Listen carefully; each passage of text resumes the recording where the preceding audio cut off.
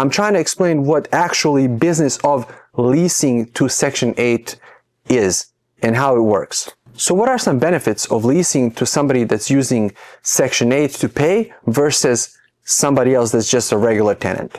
Number one is guaranteed rent, for the most part.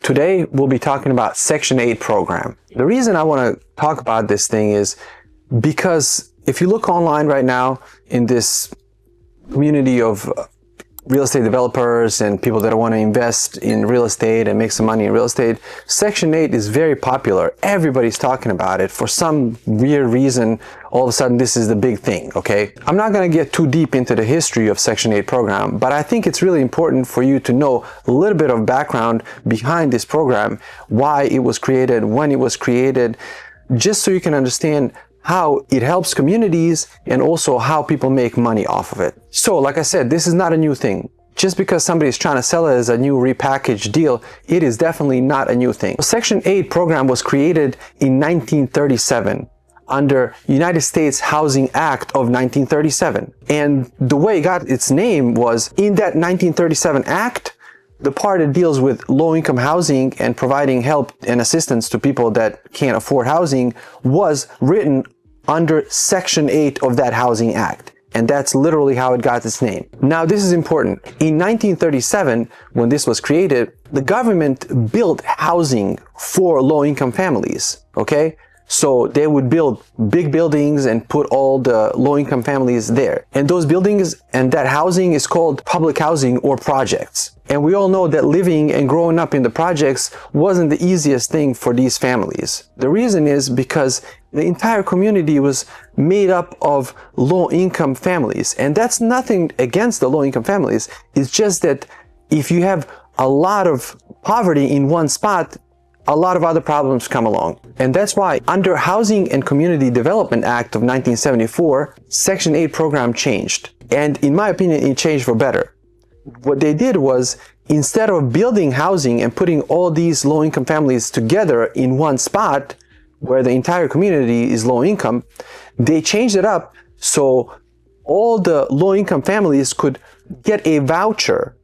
And that voucher can be given to anybody, anywhere renting a house. And that's what we have today.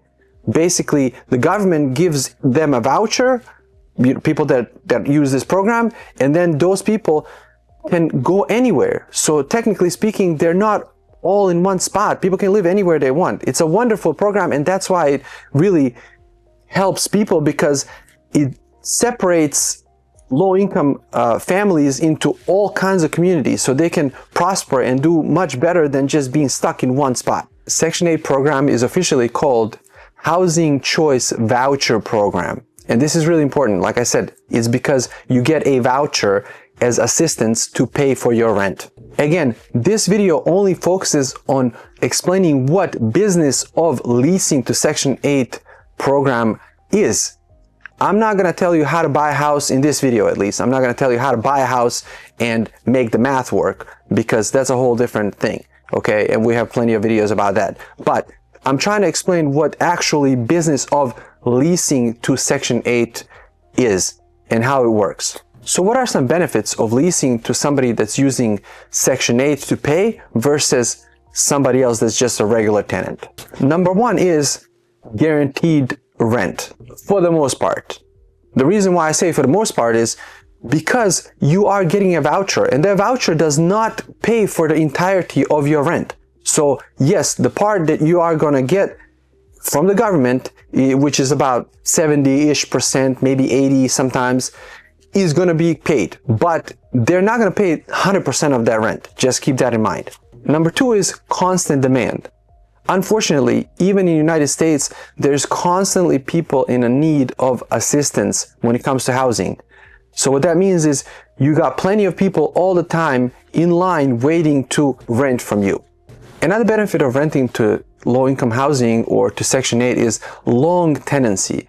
Unfortunately, again, people try hard to get out of poverty. They try to improve their lives. But unfortunately, it's not as easy sometimes, and they end up staying longer as tenants in your spot. And finally, this goes back to number one as well, is it's kind of recession-proof, you know.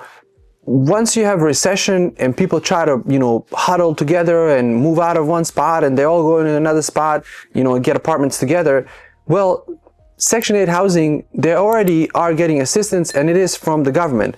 Unless there's some weird tax cut or something, which, you know, can happen, but usually they don't go after like low-income housing when it comes to that. So it is to a certain extent recession-proof because the money is not coming directly from them. Like I said, from the people living there, it's mostly being paid by the government. All right, so those were the positives. And now let's look at some stuff and see if there are any negatives when it comes to leasing to somebody that's using Section 8 program. So number one negative for me is, and by the way, I do own some apartments and I have some Section 8 tenants. So this is actual information that's 100% true. Number one for me is, yes, you do get vouchers and you do end up getting paid by the government, but like I said, they're not 100% paying for it. So if you end up with a tenant that loses a job or something else is happening, and unfortunately when it comes to low-income families and low-income tenants, there's always lots of turbulence happening. And if somebody loses a job or something else happens, that 30% of the difference between the government, what you check, and what actual rent is, might be big enough for you not to be able to make your mortgage. Okay?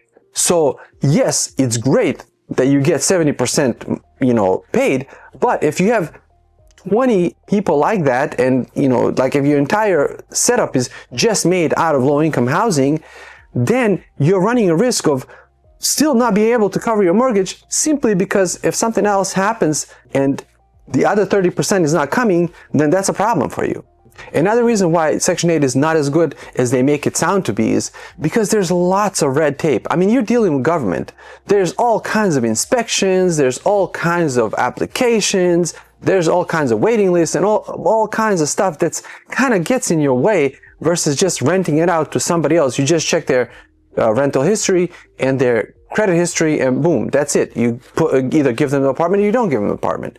But with Section 8, like I said, there's constant paperwork and constant inspections and all kinds of stuff. For me personally, this has never happened, but it is much harder to evict somebody that's going through a Section 8 program versus somebody that just came in and got your spot through a regular, you know, application.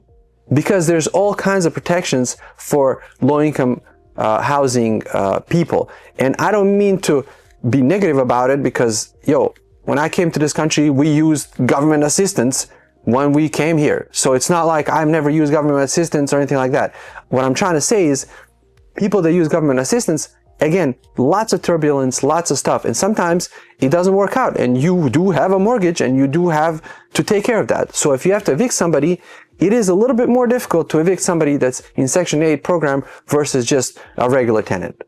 Another reason why Section 8 might not work for you is because Section 8 does have rental caps or limits to how much they're going to give. And if your place is really nice and you want a certain amount of money for it, and the Section 8 does not cover enough of it, then that low-income family or low-income person might need to come up with 40%. And then you're running even larger risk of, if something happens, you will not be able to cover your mortgage. So rental caps are something to really be mindful of. There are a few other things that you should consider, especially if you're buying a duplex or fourplex and you want to put Section 8 people in that entire building. And one of them is just higher insurance costs. For whatever reason, the insurance just costs more if your entire building is populated by low-income housing or Section 8 program. In addition to that insurance thing, if you have a building or a fourplex and you have low-income housing entirely populating your building, it is kind of a tough exit strategy. If you want to sell, or if you want to do something and you're tired of, you want to invest somewhere else, it's really not the best product to sell if you want to get out.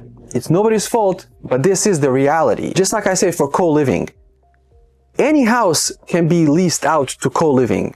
Same thing here. Any unit can be leased out to Section 8.